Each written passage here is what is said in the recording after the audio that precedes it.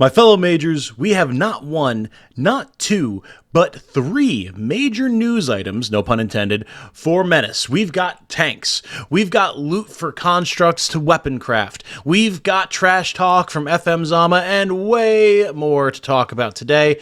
We're going to go ahead and do so. My name is Tom, otherwise known as Titanium Legman, and welcome back to the channel.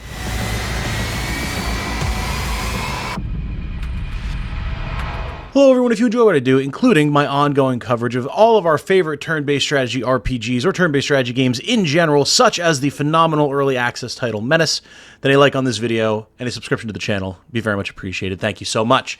So yes, we have three pieces of news to talk about today, two different dev diaries and patch number 7, which adds a pretty solid amount of stuff that I'm very excited about. We'll talk about that patch first, and then we'll get into the dev diaries where we have a lot of very interesting things going on, including literal actual proper tanks that we're going to get to enjoy and also play against as the game continues to develop.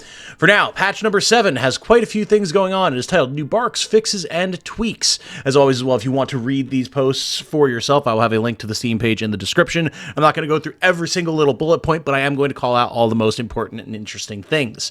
First of all, and probably the most important, Field Marshal Zama now has things to say during missions where he will definitely not be graciously insulting us with that smugly superior voice of his. I'm very excited to hear what these new voice lines are. The voice lines in Menace have actually been some of my favorite parts of the game, and Zama having more characterization and presence, going to be very, very fun. We also have new rare barks added for some squad leaders. Don't know what exactly that's going to mean yet, but like I just said, I love all of the voice lines in Menace. They add so much character to the game, and I'm excited to get a little bit more fleshing out of our characters through these lines. Now, as far as improvements and patches are concerned, there's a good number of stuff here. First of all, early game items are no longer excluded from the late game black market. So if you miss a good piece of armor or gun that's a staple of any good team, you'll actually still be able to find it and not have to hopefully just scavenge it off of some random enemy somewhere. You'll be able to still buy those things, which is awesome. Multiple available operations against the same faction are less likely now, which is good. If you really don't feel like fighting the Rogue Army and there's nothing but Rogue Army missions, you're kind of SOL, but now there should be a greater variety of Menace, Bugs, Pirates, Rogue Army, all that type of good stuff.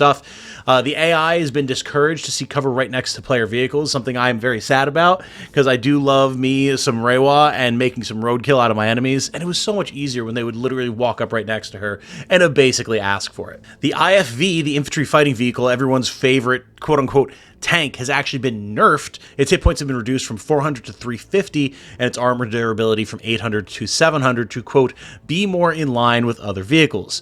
I think there's another reason for this, though, and again, that is that tank that we mentioned, which we will get to in a moment here. Still going to be an extremely strong vehicle, don't get me wrong, but if you, like me, enjoy the medium walker, then there's going to be a little bit more of a balance reason to take one over the other, instead of just rocking the IFV with the heavy tank gun. Then there's a slew of bug fixes. Some major ones here. Units without the Vanguard perk can no longer swap places with units having the perk during mission preparation.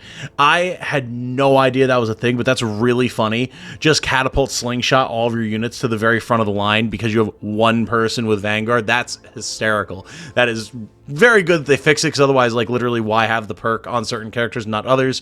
But that's really funny. I did not know that was possible. Using the perk Rally on civilians caused them to not be able to move, which is obviously very annoying if you're trying to save them. The weapon systems destroyed defect on vehicles now persists when swapping pilots. Again, I did not know that this was a thing. Obviously an exploit. If the vehicle is damaged, it shouldn't be tied to what pilot is currently in it. Mines didn't deal damage to enemies inside the fog of war. I did know about this one, and that is particularly rude. Again, if you're going to use something like a mine, you want it to actually, like, work. And more likely than not, a mine is going to be out in the fog of war if you have any say about it. So just having it not work arbitrarily is extremely frustrating. AP mines should no longer damage units inside enclosed vehicles. Fair enough. The flashbang didn't affect targets inside towers. That has now been fixed.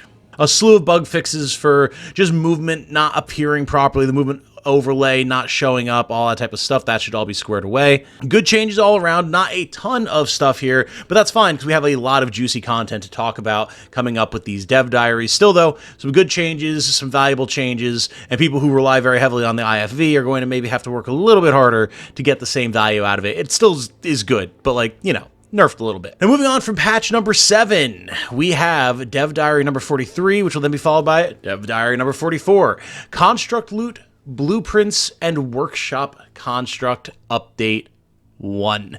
This is very exciting. I'm not going to read it verbatim, However, there is a blurb here that I do think is worth covering because it explains kind of how we're moving into endgame weaponry here.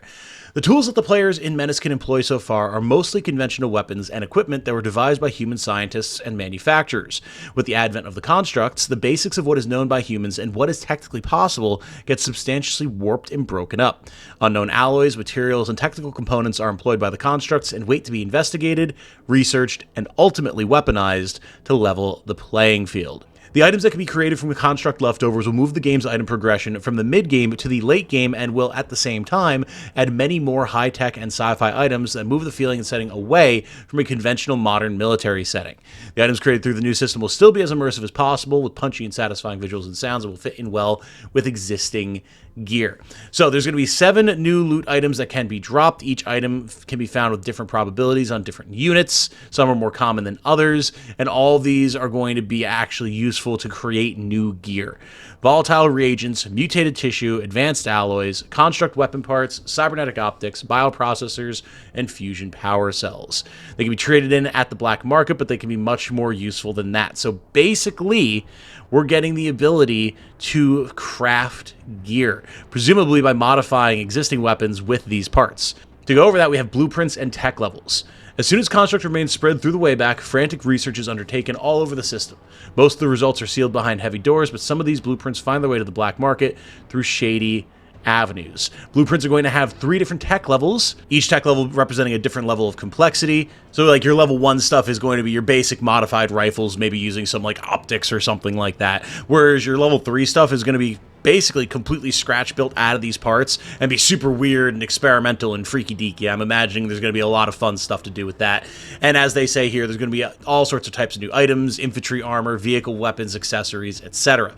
So now, rather than just going in and accessing the black market and being like, okay, what's the best iteration of the crowbar I can currently find or whatever, you're actually going to want to have these parts on hand to then use either baseline stock weapons or other stuff to craft up these unique, cool weapons that you're then going to be able to kit your units out with and maybe have a lot more punch on the battlefield. I say maybe, definitely. The workshop and item creation. Once a project has been unlocked through a blueprint, it can be assembled in the new workshop window. Each project or blueprint requires a specific set of construct loot items to be assembled. The items needed are highly dependent on the tech level and the type of item that is going to be created. Once a blueprint has been unlocked, this is very important, you will be able to use it over and over so long as you have the required items. There are 28 new items planned for the system that will be expanded on over the year. They provide an example here of an EM-enhanced assault rifle, which is an assault rifle upgraded with an electromagnetic field generator that greatly increases the muzzle velocity of the projectile as it moves down the barrel. This weapon has increased range, high kinetic energy, and very low drop-offs over distance. And this is just a basic tech level 1 weapon. So you can imagine things are going to get super crazy, and I think this might actually be a way for the devs to solve the sort of rifle squads problem that people have had with Menace in some circles. I still really don't think it's that big of a deal, but I know a lot of people do, and have more creative options with how you're going to be putting stuff together and approaching different enemies, especially since presumably the enemy is going to start getting equipped with this type of stuff as well, and it'll encourage you to have different methods and ways of approaching different encounters so you don't just get blown off the field by like a crazy laser rifle from halfway across the map, you know? So that's the construct, loot, and crafting system, which I think is going to make for a very welcome and very interesting sort of end game progression system for Menace. But it's not the only thing that we have to talk about here. Let's go on to Dev Diary number 44. Battle tank. Oh, as they say here again, we're not going to read the whole thing, but many have been asking a lot about this, and we can finally show it. An actual battle tank that players can use to go full war mode. So essentially, originally, the vision for Menace was to have more of a focus on small, hit-and-run, skirmish spec ops style gameplay, and deploying a full battle tank to the battlefield didn't really felt like it suited that mold all that much.